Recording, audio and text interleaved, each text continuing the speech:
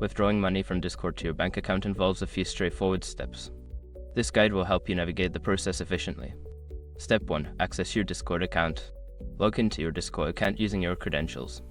Ensure you have the necessary permissions to access payment features, especially if you're using a server that generates income. Step 2. Navigate to User Settings.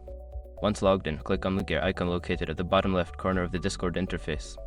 This will take you to your user settings where you can manage your account details. Step 3. Select the Payments section.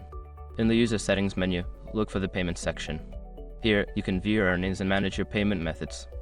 Ensure that your bank account details are correctly linked. Step 4. Initiate a withdrawal. In the Payments section, find the option to withdraw funds. Click on it and enter the amount you wish to transfer to your bank account. Follow any prompts to confirm the transaction. Step 5. Confirm and wait for processing. After initiating the withdrawal, review the transaction details and confirm the withdrawal. Keep in mind that processing times may vary, so check back later to see if the funds have been transferred to your bank account. In conclusion, withdrawing money from Discord is a simple process if you follow these steps carefully. Make sure to keep your account information updated to avoid any issues.